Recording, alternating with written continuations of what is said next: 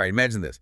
You're rolling down the highway, everything feels smooth, engines humming, sun's out, and then bam, you hear news about another big trucking company going belly up. Yeah, or maybe some new rule drops out of nowhere, and you're thinking, how's this going to change things? It feels like the ground's always shifting under your wheels, doesn't it? Exactly.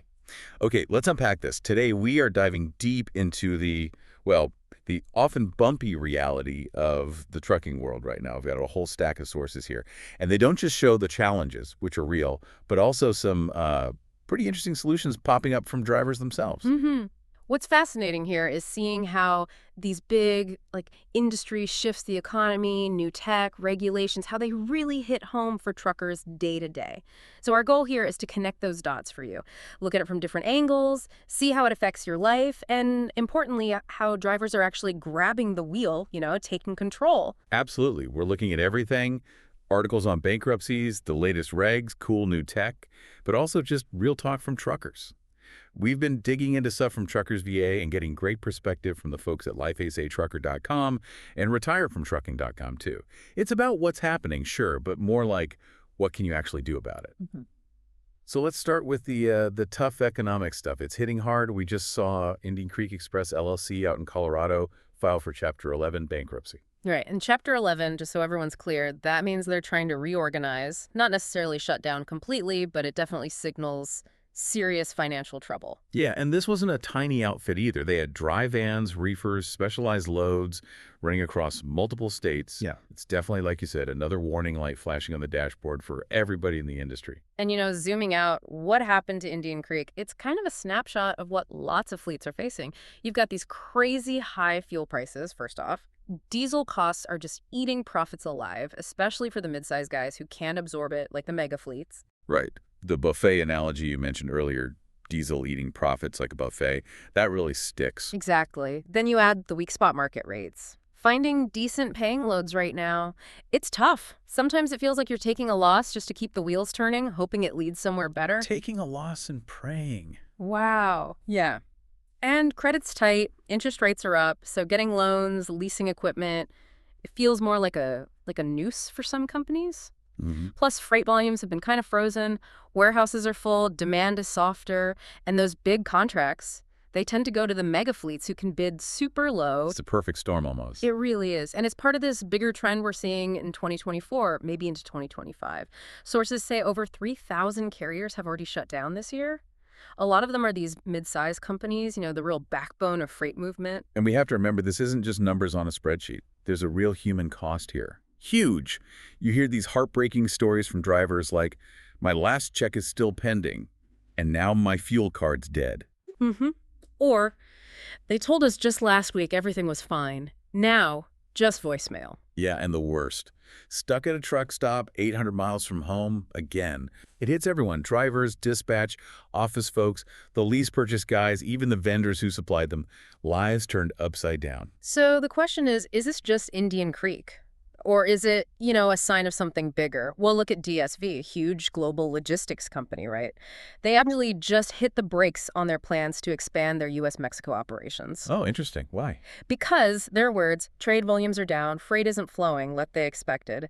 So when a giant player like DSV starts playing defense, pulling back... It tells you something about the whole market.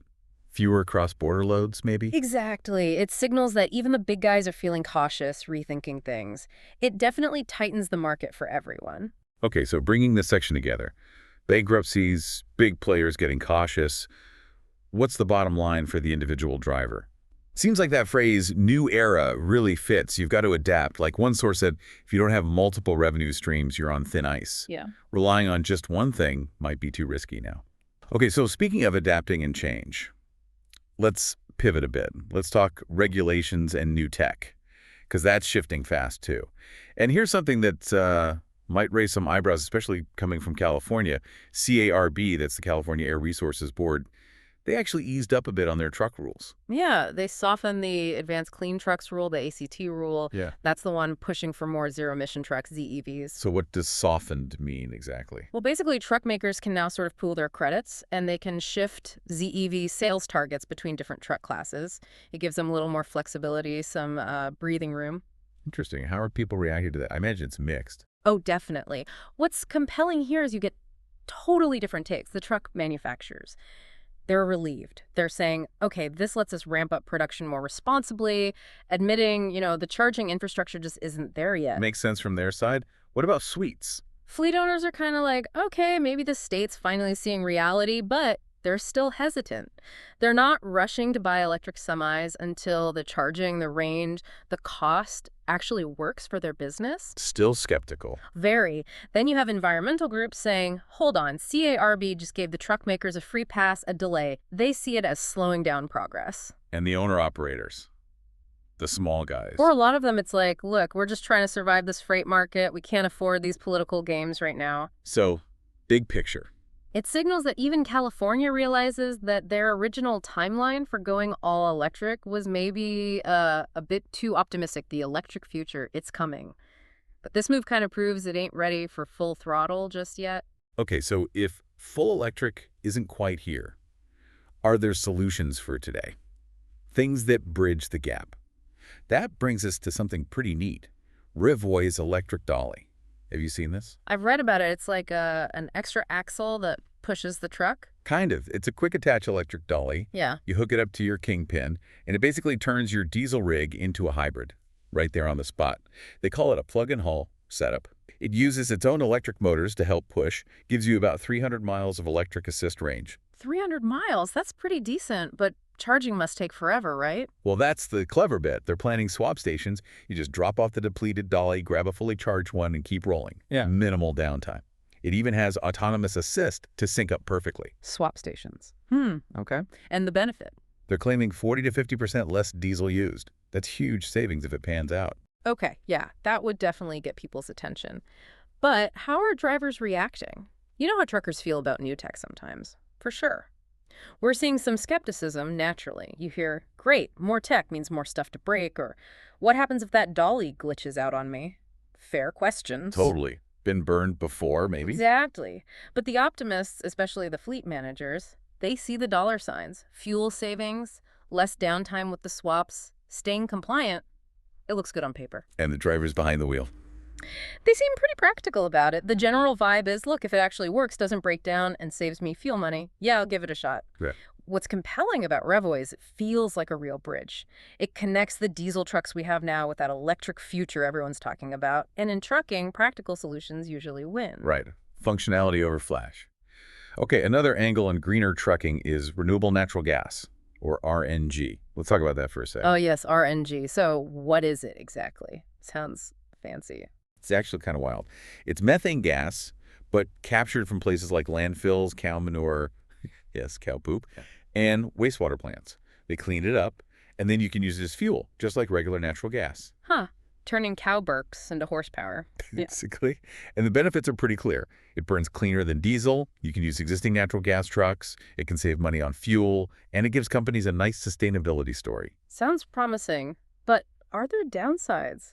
Or, unpopular opinions, as our sources put it. Oh, yeah, there always are. Some folks are calling it greenwashing, saying it's just a temporary fix, a Band-Aid until electric is truly ready. Kicking the can down the road, maybe. Is it a real solution or just a stopgap? That's a good question.